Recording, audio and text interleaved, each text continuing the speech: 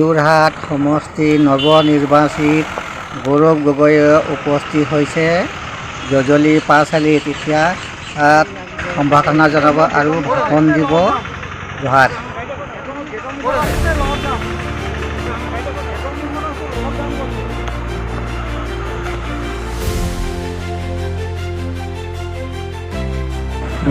যুৱ সংঘৰ মধুপুৰ আৰম্ভ কৰোঁ। তেতিয়াহে ক'লে ৰাইজৰ মাজত যুৱকসকলৰ সহায় আমাক লাগিব। এই অনুষ্ঠানত উপস্থিত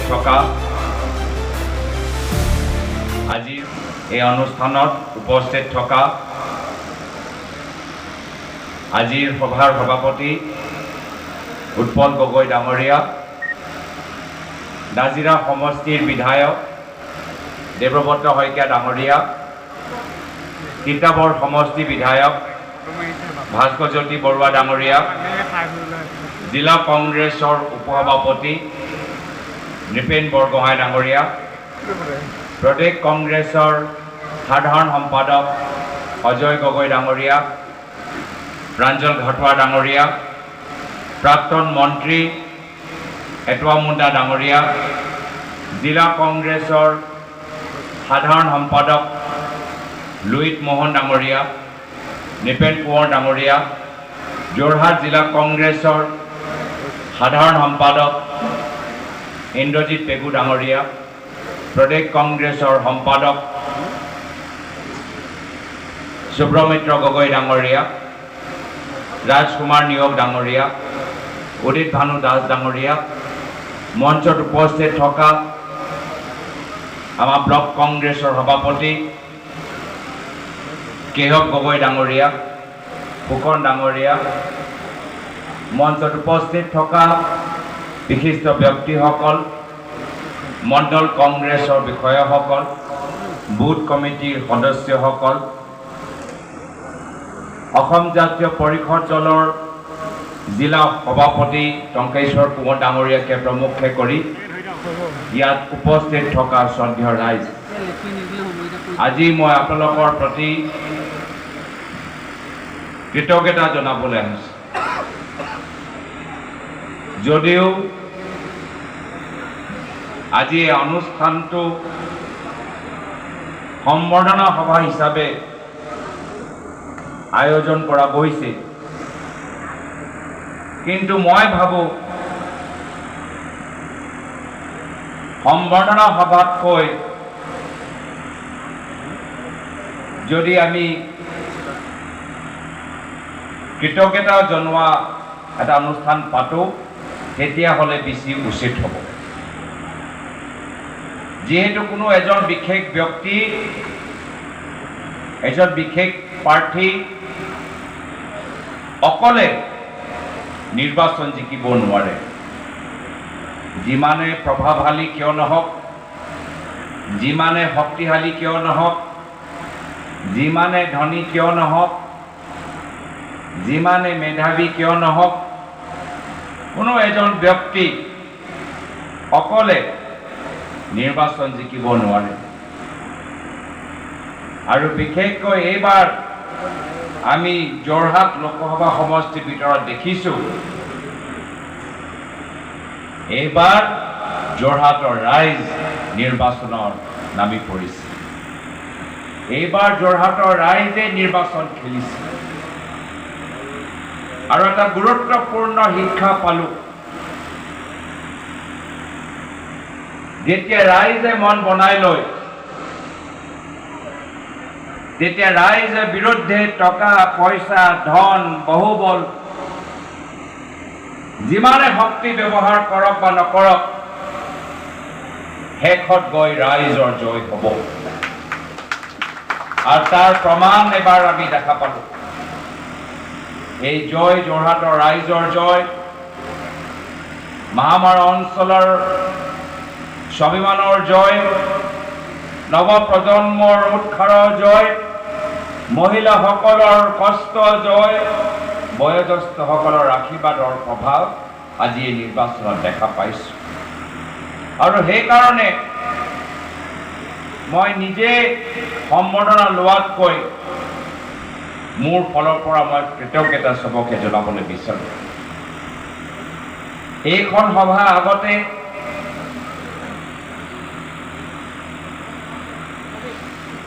সাপেকাঠিত আৰু এটা সম্বৰ্ধনা সভা আয়োজন কৰা গৈছিলে। তাত মই ক'লো যে মই গামোচা লোৱাতকৈ মই গামোচা পিন্ধাবলৈ বিচাৰোঁ, কৰ্মীখিনিক পিন্ধাবলৈ বিচাৰোঁ, জ্যেষ্ঠখিনিক পিন্ধাবলৈ বিচাৰোঁ, বুথ কমিটি যিসকলে ভালকৈ কাম কৰি তেখেতক পিন্ধাবলৈ বিচাৰোঁ। আৰু সেইখিনি কথা মই সেই মঞ্চত চৰাইদেউ জিলা কংগ্ৰেছৰ সভাপতি উৎপল গগৈ ডাঙৰীয়াক ক'লোঁ। মই ভাবিলোঁ উৎপল গগৈ ডাঙৰীয়া অলপ মোৰ কাৰণে গামোচা ৰাখি থৈছে নেকি ইয়াত, কিন্তু ইমান গৰম আৰু ইমান আজি মানুহৰ মাজত হেঁচা, হ'ব পাৰে তেওঁ ভাবিলে সাংসদজনে কৈছে এইবাৰ নহয় অহাবাৰ ঠিক কৰিব। কিন্তু যেতিয়া মই কথা দিলোঁ তেতিয়া তাৰ মই প্ৰমাণো দিবলৈ বিচাৰোঁ। আৰু সেইকাৰণে মই নিজৰ ফালৰ পৰা মই 3টা গামোচা ঠিক কৰিছোঁ। আৰু মই কৃতজ্ঞতা যদিও মই চবকে জনাবলৈ বিচাৰোঁ, আজি আনুষ্ঠানিকভাৱে মঞ্চত মই আমাৰ 2গৰাকী ব্লক কংগ্ৰেছ সভাপতিজনক মাতি আনি মোৰ ফালৰ পৰা 2জনকে মই গামোচা দিবলৈ বিচাৰোঁ। আমাৰ ব্লক কংগ্ৰেছ সভাপতি কেশৱ গগৈ ডাঙৰীয়া আহক সন্মুখত। কেশৱ গগৈ আহক আৰু পূৰ্ণজিৎ ফুকন।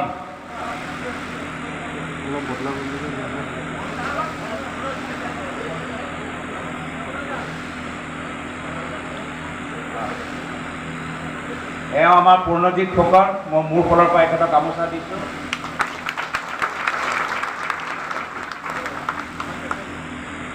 আৰু আমাৰ কেশৱ গগৈ, এওঁক মই মোৰ ফালৰ পৰা গামোচা।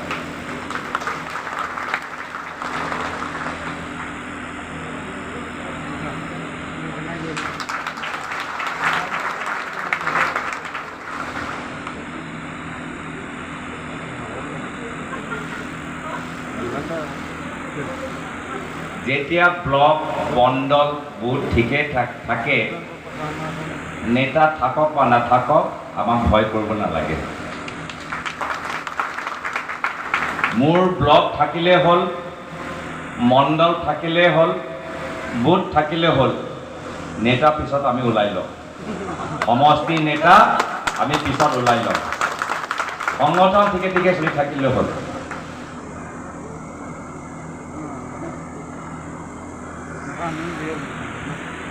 আজি সঁচাকৈ মাহমৰাত আহি আমি ভাবিছিলোঁ যে যদিও আমি জিকিম, অলপ কম ব্যৱধানত আমি জিকিম, 1000 2000ত আমি ওলাই আহিম। যিদিনা কাউণ্টিং হৈ আছিলে, মই আমাৰ ইয়াতে আমাৰ কাউণ্টিং চেণ্টাৰতে আছিলোঁ। মই আহিলোঁ ৰাতিপুৱা 9টা বজাত,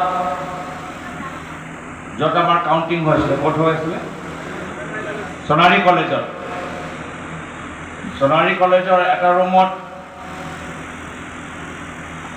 সোণাৰী কাউণ্টিং আৰম্ভ হ'ল, বেলেগ ৰুমত মাহমৰা কাউণ্টিং আৰম্ভ হ'ল।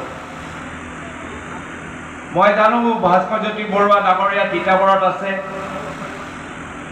মই জানো দেৱব্ৰত শইকীয়া ডাঙৰীয়া নাজিৰাত আছে।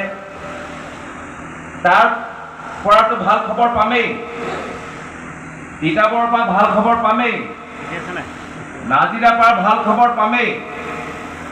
হ'ব পাৰে আমাৰ সোণাৰী মাহমৰা অলপ নজদিক বা বেছি আমাৰ ব্যৱধানটো আগ পিছ হ'ব পাৰে।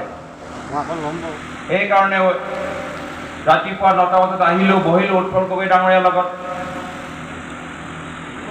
তাত লোহিত মোহন ডাঙৰীয়া আছে, নিপেন কোঁৱৰ ডাঙৰীয়া আছে। মই সুধিলোঁ কি হৈ আছে,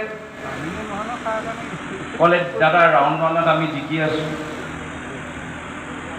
প্ৰত্যেক বুথত আমি জিকি আছোঁ। মই ভাবিলোঁ হ'ব দিয়া, এইটো ৰাউণ্ড 1হে, ৰাউণ্ড 2, ৰাউণ্ড 3 গম পাম। ৰাউণ্ড 2 জিকি আছোঁ, ৰাউণ্ড 3 জিকি আছোঁ, ৰাউণ্ড 4 জিকি আছোঁ। মই নিজে অবাক হৈছে নেকি। মই উৎপল গগৈ ডাঙৰীয়া কাণত সুধিলোঁ, এইকেইটা আমাৰ ভাল সমষ্টি, ভাল এৰিয়াকেইটা আৰম্ভ হৈছে নেকি? এইকেইটা আমাৰ নিজৰ গাঁৱবোৰ বাকচ খুলিছে নেকি? তেওঁ মোক ক'লে, নহয়, এয়া বিজেপি বাকচবোৰ খুলি আছে। এয়া হ'ল বিজেপি কেন্দ্ৰ। আৰু এটা কেন্দ্ৰ দেখালে মোক, যুৱকসকলৰ সহায় আমাক লাগিব। তো সেইকাৰণে বহুত আৰু কৰিবলগীয়া আছে। যোৱা লোকসভা নিৰ্বাচনত আমি ছেমিফাইনেল হিচাপে আমাৰ বিজয় হ'ল। মই তাৰ বাবে চবকে শুভেচ্ছা জ্ঞাপন কৰিলোঁ আৰু আহা ফাইনেল খেলৰ বাবে সকলোকে প্ৰস্তুত হ'বলৈ আহ্বান জনাই মই পুনৰবাৰ চবকে ধন্যবাদ জ্ঞাপন কৰি আজি অনুষ্ঠান ইমান সুন্দৰকৈ আয়োজন কৰিলে তাৰ বাবে ব্লক কংগ্ৰেছ, মণ্ডল কংগ্ৰেছ, জিলা কংগ্ৰেছ, NSY, যুৱক কংগ্ৰেছ, মহিলা কংগ্ৰেছ, সেৱা দল, জং ব্ৰিগেড চবকে মই ধন্যবাদ জ্ঞাপন কৰিছোঁ। বিভিন্ন আমাৰ ৰাজনৈতিক দলৰ প্ৰতিনিধিসকল আহিছে, তেওঁলোককো ধন্যবাদ জ্ঞাপন কৰিছোঁ। সাংবাদিকসকলকো ধন্যবাদ জ্ঞাপন কৰিছোঁ। সামাজিক সংগঠনকো ধন্যবাদ জ্ঞাপন কৰি আহক আমি সকলোৱে মিলিজুলি এটা সুস্থ, শান্তিপ্ৰিয়, এটা সম্প্ৰীতি থকা অসম আমি গঢ়ি তোলোঁ। এইখিনিয়ে কথা কৈ মই ইয়াতে নিজৰ চমু দুএষাৰ সামৰিছোঁ। ধন্যবাদ। জয় হিন্দ, জয় আই অসম।